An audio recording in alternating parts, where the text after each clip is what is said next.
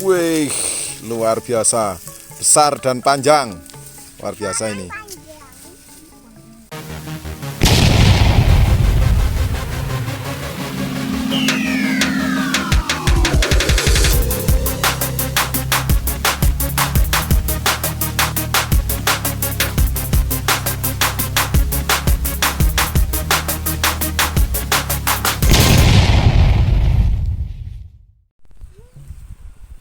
Selamat pagi, selamat siang, selamat malam. Assalamualaikum. Halo, berjumpa lagi dengan channel Jejak Mas Guru. Masih bersama potret petani sukses kita, yaitu Mas Agus Supanto. Kalau waktu yang lalu kita telah membuat profilnya itu di sawah, sekarang di kebun lainnya, yaitu di kebun ketela. Hari ini kita akan panen ketela. Untuk bahan baku apa ini, Mas? Geblek, karena ibu saya jadi pengusaha kuliner geblek di Pasar Seren. Oh iya ya, kita akan panen ketela itu untuk bahan baku membuat geblek, karena ibunya Mas Agus Supanto ini pengusaha kuliner geblek asli Purworejo, makanan asli Purworejo. Nah, kita lihat prosesnya memanen singkong. Oke, ini kita lihat sambil kita lihat kebunnya yang lain dari Mas Agus Supanto, kebun tanah kering yang ditanami singkong. Ketela pohon ubi kayu atau juga dikenal dengan singkong, yang dalam bahasa latinnya Manihot esculenta, adalah perdu tahunan tropika dan subtropika dari suku Euphorbiaceae, yang merupakan salah satu suku anggota tumbuhan berbunga. Umbinya dikenal luas sebagai makanan pokok penghasil karbohidrat dan daunnya sebagai sayuran.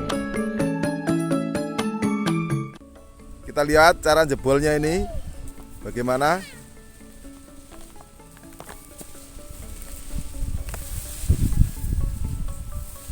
Lumayan ini. Wis.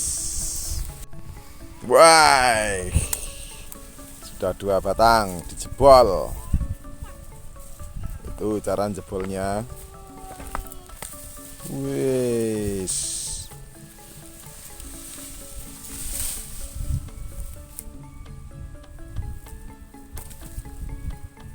Perlu tenaga ekstra ini. Umbi ketela pohon merupakan sumber energi yang kaya karbohidrat, namun sangat miskin protein. Sumber protein yang bagus justru terdapat pada daun singkong karena mengandung asam amino metionina. Anake sinten? Ah? Sopo? Hah? Anaknya mama. Ini anaknya mama, karena mungkin ini nggak pernah diajak main sama bapaknya sehingga jadi anaknya mama. Bapaknya sibuk terus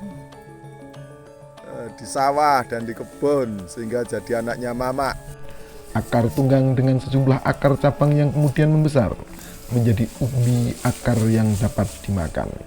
Ukuran umbi rata-rata berdiameter 2-3 cm. Wih, luar biasa. Besar dan panjang. Luar biasa dan ini. Panjangnya mencapai 50-80 cm. Wah, ini batangnya besar sekali nih. Kuat apa enggak ini ya? Perdu ini bisa mencapai hingga 7 meter dengan cabang agak jarang. Kita lihat nih. Wih, sampai patah-patah.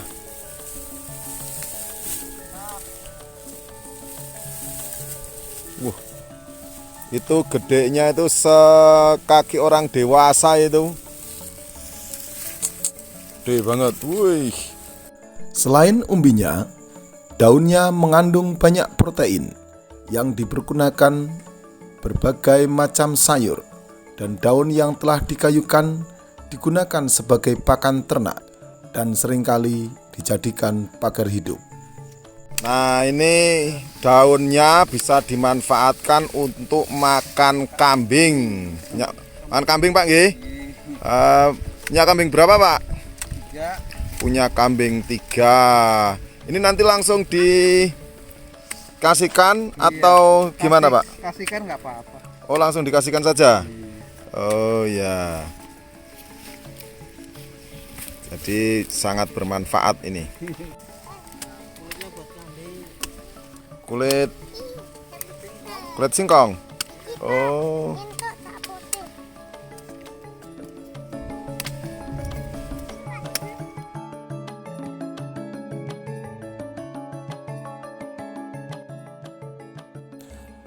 Bagian dalam umbinya berwarna putih atau kekuning-kuningan.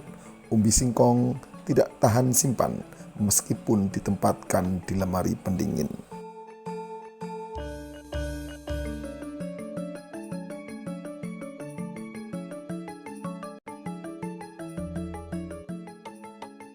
Singkong ditanam secara komersial di wilayah Indonesia pada sekitar tahun 1810. Setelah sebelumnya diperkenalkan orang Portugis pada abad ke-16 dari Brasil. Tanaman ini dapat dipanen sesuai kebutuhan. Sifat itulah yang menyebabkan tanaman ubi kayu seringkali disebut sebagai gudang persediaan di bawah tanah. Ini karungnya udah nggak muat, ini ditali sendiri, nanti ditaruh di depan bagian motor. Dari sebuah penelitian terhadap 100 gram singkong mengandung energi sebesar 154 kilokalori, protein 1 gram, karbohidrat 36,8 gram, lemak 0,3 gram, kalsium 77 mg, fosfor 24 mg, dan zat besi 1,1 mg.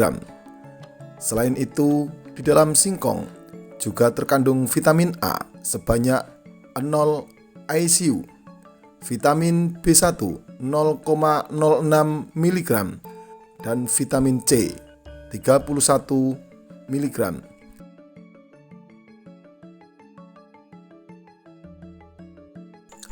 Khusus di Jawa Tengah, tanaman ini banyak dibudidayakan di Kabupaten Boyolali, Wonogiri, Sragen, Karanganyar, Pati, Jepara, Cilacap, Banyumas, Purbalingga, Banjarnegara, Kebumen, dan Purworejo.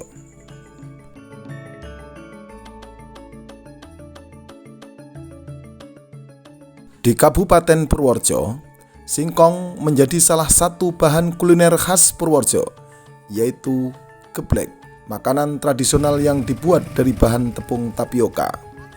Bentuknya serupa angka 8 dan punya tekstur kenyal ketika dikunyah yang digoreng gurih.